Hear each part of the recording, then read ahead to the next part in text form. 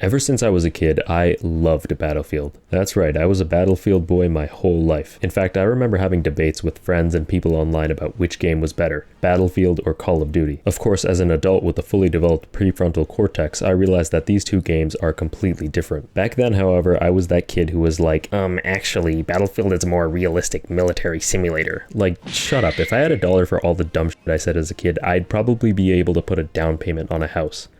Then again, maybe not. Anyway, my interest for Battlefield peaked when Battlefield 1 released, and it was and still is my favorite Battlefield game, right after Bad Company 2 and 4. It blended realistic World War I environments, weapons, and battles with fun arcade-like shooting mechanics. Every weapon felt satisfying as fuck to shoot and even reload. The operations mode emulated the real push and pull of a battle, with the front line shifting forward and backwards. Having to push objectives as quick as possible with your teammates is exhilarating. Well, being the only one to try and push a choke point is just disappointing.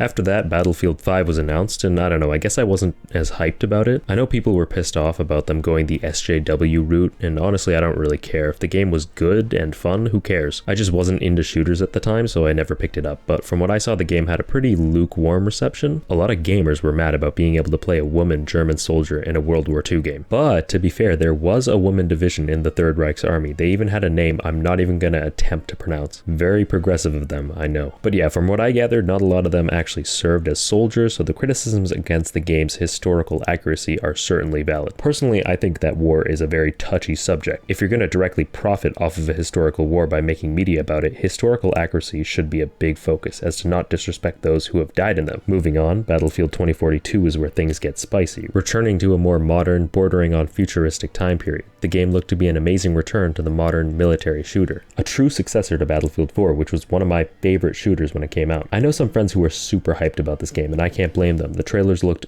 awesome, promising massive 128 player battles affected by severe weather events like tornadoes, hurricanes, and sandstorms. The game looked sick, but by the time the open beta rolled around, people had their reservations. There were a ton of bugs and performance was pretty bad, but people held out hope that this was just a beta and that the full game would be much better. Needless to say, it wasn't much better. The game released, littered with bugs, piss-poor netcode, and it ran about as well as an anemic crackhead. Yeah, my friends had pre-ordered this game for some reason, and even I felt their pain by extension. I'd say the game looked like an alpha, but even Battlefield 1 had a better alpha than this travesty. It was clear that this game should have been delayed to 2042 in the state that it was in. Okay, well, aside from technical issues, what else was wrong with the game? Well, to start off, there was no traditional in-game scoreboard, no server browser, no voice chat, all features that were in previous games. 128 players sounds cool, bigger number equals better, right?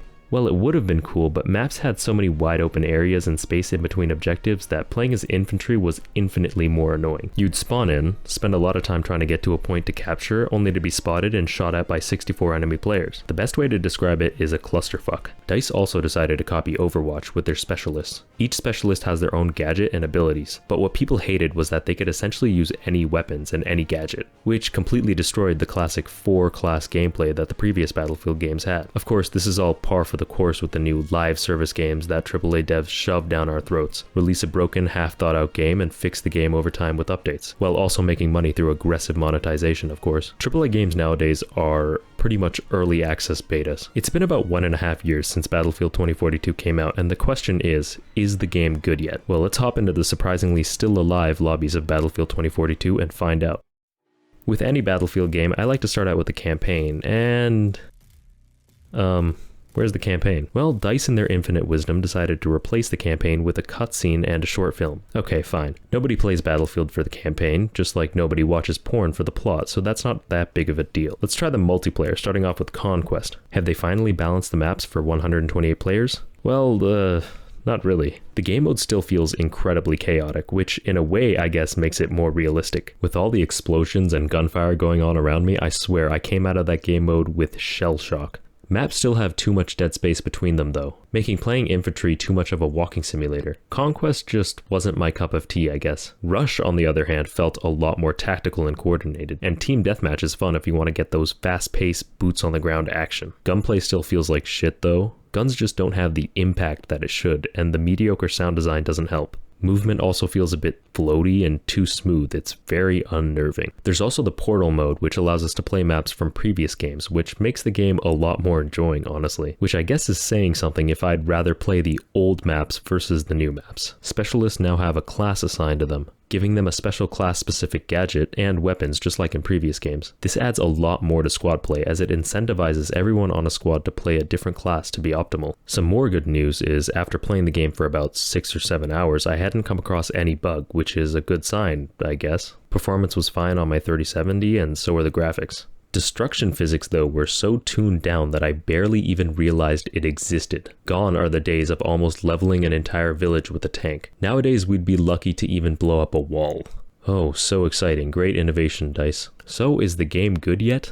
Well, honestly, it's improved a ton since release to the point where I can say that it's worth a play. Most of the bugs and performance issues have been ironed out, but gameplay issues regarding map design and gunplay haven't really improved. I'd probably give it like a 6 or 7 out of 10. And to really boil it down, Battlefield 2042 is basically Battlefield 4 but worse.